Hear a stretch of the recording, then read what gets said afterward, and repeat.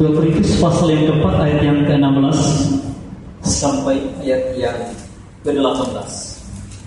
Demikian firman Tuhan.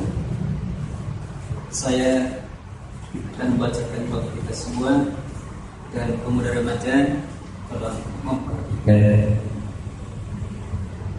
2 Korintus pasal yang keempat ayat 16 sampai ayat yang 18. Demikian firman Tuhan. Jangan tawar hati juga waktu menghadapi maut. Sebab itu kami tidak tawar hati, tetapi meskipun manusia lahiriah kami semakin merosot, namun manusia batiniah kami dibaharui dari sehari ke sehari. Sebab penderitaan ringan yang sekarang ini mengerjakan bagi kami kemuliaan kekal yang melebihi segala-galanya, jauh lebih besar daripada penderitaan kami.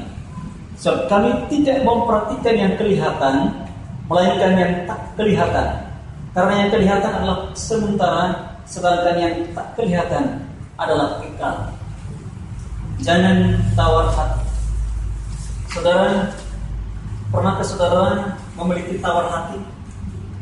Pernahkah saudara merasakan kebimbangan dalam hati ini? Pernahkah saudara merasa cemas dalam hati ini? Pernahkah saudara merasa hati ini sedih, hati ini sakit, hati ini seperti ini? Tentunya pasti setiap orang, baik itu laki-laki maupun itu perempuan, baik itu yang sudah tua atau belum, yang sudah kakek-kakek juga merasa, kapan saya dipanggil Tuhan? Saya memberitakan terus, setiap saat saya merasa kesakitan, kapan sih Tuhan bisa angkat saya? Itu kebimbangan. Nah saudara, Paulus melihat ada jemaat atau umat Tuhan yang merasa tawar hati. Kalau dalam firman Tuhan, tawar hati itu tidak bagus. Dalam ucapan kita setiap saat juga tawar hati itu orang anggap itu satu kalimat yang tidak pantas. Tetapi kalau ikan asin dengan ikan tawar, mana yang lebih enak? Ya, tapi orang nggak suka tawar hati. Tapi kalau makan ikan asin sama ikan tawar, mana yang lebih enak? Nah, firman Tuhan malam hari ini, saudara sekalian, Paulus melihat bahwa jemaat kebanyakan tawar hati, kebanyakan jemaat bimbang, ragu, cemas, bahkan kebanyakan saudara merasa sama sepertinya tidak ada Tuhan dalam hidupnya. Paulus mengajarkan mereka, saudara sekalian. Paulus mengajarkan mereka dalam ayat yang ke-16. Ayat ke-16 mengatakan begini. Sebab itu kami tidak tawar hati, tetapi meskipun manusia lahiriah kami semakin merosot, namun manusia batiniah kami dibaharui dari sehari ke sehari. Saudara, sekalipun tiap saat, tiap hari kita tawar hati, kita bimbang, kita ragu, kita cemas, kita sedih, kita patah hati, kita sakit hati. Tapi Paulus mengatakan, saudara sekalian, walaupun tubuh kita tidak tawar, walaupun kita tawar hati, tetapi lahiriah kita, batiniah kita tidak merosot. Ya kan? Walaupun kita tawar hati, walaupun kita sakit hati, kita susah, sedih, tapi Paulus mengatakan seperti ini, tubuh kita yang penting tidak merosot. Hati kita, jangan sampai karena kita tawar hati, jangan sampai kita berpikir, loh kenapa saya begini, kenapa saya begini. Tetapi saudara sekalian, Alkitab mengatakan yang penting hati kita jangan sampai merosot. Batiniah kita ini, kalau bahasa lain seperti yang saya pakai bahasa lain, yang penting iman saya kuat di hadapan Tuhan. Yang penting Roh Kudus dalam diri saya. Yang penting Tuhan ada dalam diri saya. Yang penting Allah Bapa, Anak dan Roh Kudus, ketiga yang esa itu tinggal di dalam diriku, yaitu Yesus Kristus. Itulah yang Paulus ajarkan kepada jemaat yang ada di Korintus. Nah, saudaraku sekalian, Paulus juga mengatakan manusia batinnya kami dibaharui dari hari ke hari. Tentunya hati kita ini harus dibaharui, dibersihkan. Hati ini harus dibersihkan dari hari ke hari. Yang membersihkannya siapa? Roh Kudus. Roh Kudus. Walaupun kita badan kita atau kehidupan kita ini merosot tiap hari karena kita sedih, tiap hari karena kita sakit, tiap hari banyak orang salah makan juga sakit. Coba saudara makan apa namanya makanan yang tidak digoreng, makan aja sakit, bisa sakit. Contoh makan apa ya biasa? Saya belum pernah makan makanan yang mentah, tapi ada orang yang menceritakan bahwa kalau makan jengkol itu kalau dimakan mentah itu sakit. Itu sakit loh. Itu nggak bisa gengsi. Itu bisa berbuat. Dan itu sakit. Harus digoreng, harus disayur. Ya kalau disayur mungkin lebih enak. Tapi kalau dimakan mentah itu sakit. Itu menyebabkan penyakit. Nah, saudaraku sekalian, Paulus mengatakan sekalipun badan lahiriah kita ini saudara merosot, orang ngomongin seperti apapun, orang mau ejak seperti apapun, firman Tuhan mengatakan yang penting hati kami, batinnya kami ini diperbaharui dari hari ke hari. Tiap hari Tuhan datang membersihkan. Tiap hari Tuhan datang membersihkan boleh apa? Persekutuan kita bersama seperti ini. Membaca firman Tuhan, renungkan firman Tuhan. Di dalam kehidupan kita, firman Tuhan itu obat loh saudara. Firman Tuhan itu obat. Mau makan apa kayak, tapi kalau firman Tuhan itu tidak pernah kita minum obat apapun, tapi kalau firman Tuhan itu tidak pernah dibaca, ya itu obat yang sangat luar biasa. Saya akui firman Tuhan saudara, bukan baru hari ini. Sejak saya disebut sebagai seorang mahasiswa teologi dan keluar, saya tahu bahwa firman Tuhan ini sangat luar biasa saudara. Luar biasa. Kita baca firman Tuhan satu kalimat saja itu berapa kebaikan, berapa kesempurnaan ilahi, berapa kebenaran Tuhan yang terkandung dalam ayat itu.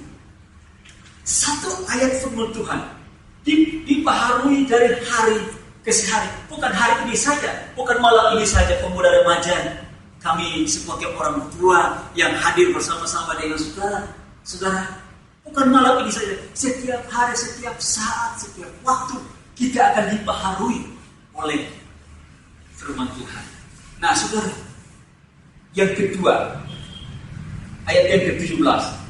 Sebab penderitaan ringan yang sekarang ini mengerjakan bagi kami kemuliaan kekal yang melebihi segala-galanya, jauh lebih besar daripada penderitaan. Saudara, Paulus mengatakan begini, jangan mengeluh dengan penderitaan yang kita alami di setiap saat. Pasti kita mengeluh, tapi Paulus menguatkan kita dengan firman-Nya, jangan mengeluh saat kita mengalami penderitaan di setiap waktu, di setiap saat. Manusiawi, kemanusiaan itu pasti ada, tapi ingat, ketika kita ingat firman Tuhan, ini mah hal yang biasa, hal yang tidak bisa mengalahkan saya, hal yang tidak bisa menggeser iman saya, hal yang tidak bisa menghadang kebenaran Tuhan itu dalam hidup saya.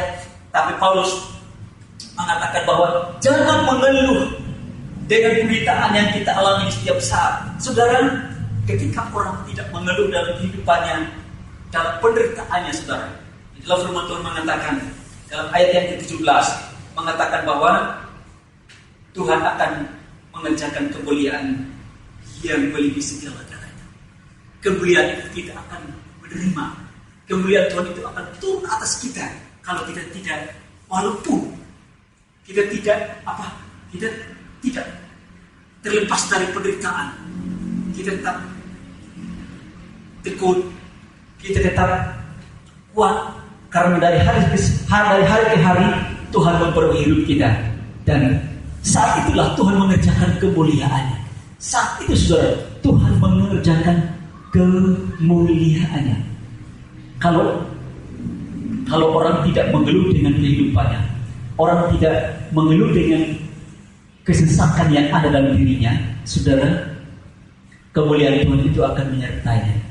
Di depan kemuliaan itu seperti barisan, di belakang kemuliaan Tuhan sama seperti terang meneranginya. Di samping kiri kanan itu ada kemuliaan Tuhan. Dari atas sampai di bawah Tuhan, kemuliaan Tuhan itu akan menyertainya. Paulus mengatakan, jangan mengeluh saat engkau menderita, sebab penderitaan ringan yang sekarang ini mengerjakan bagi kita, saudara, kemuliaan yang lebih dari segala-galanya. Segala-galanya di muka bumi ini, yang termasuk yang kita miliki, termasuk yang kita lihat yang lalu-lalang di jalan, kemuliaan Tuhan melebihi segala-galanya. Lalu yang kedua, saudara sekalian, bahwa karena jauh lebih besar dari penderitaan yang kita alami, kalau kita tidak mengeluh, saudara, kemuliaan Tuhan itu lebih besar dari segala-galanya. Lalu berikut lagi, saudara, ayat yang ke-18. 18 mengatakan, sebab kami tidak memperhatikan yang kelihatan, melainkan yang tak kelihatan. Karena yang kelihatan adalah sementara, sedangkan yang tak kelihatan adalah kekal. Saudara, ketika kita tidak mengeluh saat kita menderita, saudara, Paulus mengatakan kita harus memperhatikan yang tidak kelihatan. Siapakah yang tidak kelihatan? Karena Tuhan yang tidak kelihatan itu sifatnya kekal. Yang kelihatan itu sifatnya cuma sebentar, seperti air mengalir lalu selesai. Air mengalir lalu selesai. Tapi yang tidak kelihatan, Paulus, Petrus dan Yohanes ketika mereka ditangkap lalu dimasukkan ke dalam penjara atau diadili, mereka mengatakan bahwa kami tidak memperhatikan yang kelihatan, tapi kami perhatikan yang tidak kelihatan, bukan yang kelihatan. Karena yang kelihatan itu sifatnya sebentar, yang tidak kelihatan sama sekali. Karena yang tidak kelihatan itu roh. Saudara, saya mau tanya, Tuhan itu berbentuk tidak? Tuhan berbentuknya. Kan Tuhan itu roh, Tuhan berbentuknya. Berarti belum bercantik. Tuhan seperti kita kan? Ada tangan, ada kaki, ada mata. Berbentuk. Tangan Tuhan, kaki Tuhan, mulut Tuhan, mata Tuhan tertuju kepada orang benar. Tuhan berbentuk seperti kita, ada kaki, ada tangan, ada mata, tapi Tuhan berbentuk di dalam roh yang tidak kelihatan, Tuhan itu tidak kelihatan, berbentuk tapi tidak kelihatan. Saudara baca lagi di Kejadian 10 ayat, mata Tuhan tertuju kepada orang benar. Tangan Tuhan menopang. Di tangan kanannya ada kehormatan, tangan kirinya kan ada gitu. Kaki Tuhan berjejak di dalam taman ini. Ya kan? Mata Tuhan, wajah Tuhan. Kamu menghadap wajah-Mu ya Tuhan. Masa kita yang enggak? Tuhan itu berbentuk dari kaki sampai kepala, tapi kita tidak melihat. Dalam firman Tuhan, Tuhan bersama seperti roh yang tidak kelihatan sama sekali. Nah, saudara, yang kelihatan adalah sesuatu yang kita inginkan, sesuatu yang kita harapkan, sesuatu yang kita butuhkan. Itu yang kelihatan. Karena itu, saudaraku yang saya kasih dalam Tuhan kita Yesus Kristus, Paulus mengajarkan kepada kita agar kita jangan tawar hati saat kita menderita. Yang pertama, kuat dan teguhkanlah hati. Coba kita baca Mazmur 27 ayat yang ke-14. Mazmur 27 ayat yang ke-14.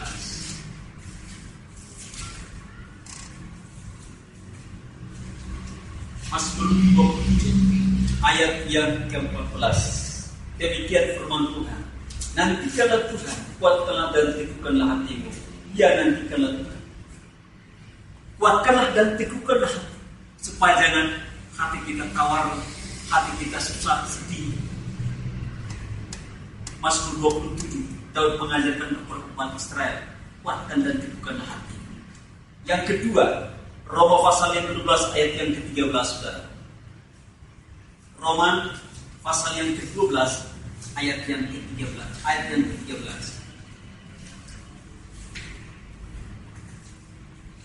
Ayat yang ke-12 dan 13. Roma pasal yang ke-12 ayat yang ke-12. Bersukacitalah dalam pengharapan, sabarlah dalam kesakan dan bertekunlah dalam doa. Jadi saat kita mungkin dalam penderitaan atau keresahan apapun, Tuhan mengatakan bersukacita. Ya mungkin banyak orang mengatakan kalau saya sedih kok saya harus bersukacita. Tapi saat saudara, ketika Roh Kudus itu dalam diri kita, mau kesedihan kita, penderitaan kita seperti apa, kita tetap bersukacita. Dan kita punya harapan adalah tangan Tuhan. Dan kita bersabar. Banyak orang tidak bersabar saat mereka menghadapi tantangan, menghadapi penderitaan, pelokan, ejekan, fitnahan, dan lain sebagainya. Tuhan mengatakan bersukacitalah dalam pengharapan, bersabar dalam kesesakan dan bertekunlah dalam Tuhan. Sulit kalau orang dalam kesesakan. Contohnya saja kita lihat, kalau tadi pagi pondok kita disergap orang-orang di dalam perubahan ikat, apakah dia bilang, Tuhan aku bersukacita padamu, aku mau berdoa Tuhan, sudah diikat sama anaknya, sudah diikat dalam rumah. Apakah dia harus mengatakan, Tuhan aku berterima kasih kepadamu, aku mau berdoa, biar mereka membunuh saya atau boleh lepaskan saya mau berdoa. Manusiawi, mungkin dia tidak marah, takut, teriak. Apalagi ada orang di dalam yang bawa pisau, yang bawa senjata, pasti diam. Ada seorang anak di BCL, paginya ibunya tinggalkan dia di rumah, lalu ibunya ke pasar. Dia pulang, anaknya ikat di tembok, di tiang, ikatnya begini. Yang ikat siapa? Ya perampok. Loh, anak saya kenapa diikat? Siapa ikat kamu? Itu ada orang, ada di luar, ada di dalam. Loh, orang di mana? Pada kabur. Kalau dibunuh, bagaimana? Tapi anak itu diam. Diam. Apa kata orang itu? Dia tetap terima dan diam. Tidak boleh teriak, ya. Tidak boleh teriak, tidak boleh berbicara dengan kasar atau teriak ke tetangga. Pokoknya diam. Anak itu kain salib.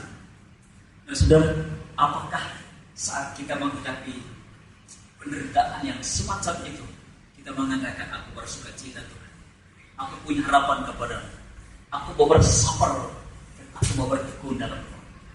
Kita harus seperti itu. Ada doa pelikan yang luar biasa dilakukan oleh orang-orang yang sangat luar biasa ketika mereka diperhadapkan dengan hal yang sangat menyulitkan diri mereka hanya berdoa dan berteriak kepada Tuhan.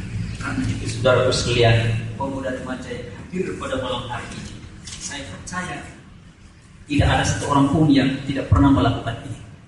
Pasti ketika ada dalam satu kesesakan atau penderitaan, hal yang kita lakukan adalah kita berdoa, kita berterima kasih, bersukacita, kita bersabar, atau kita punya pengharapan yang sesungguhnya karena iman kita kepada Tuhan yang tidak kelihatan.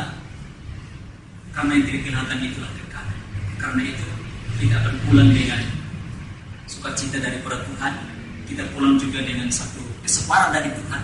Kita pulang juga dengan satu acara dari Tuhan. Kita tetap berdoa. Karena doa adalah kekuatan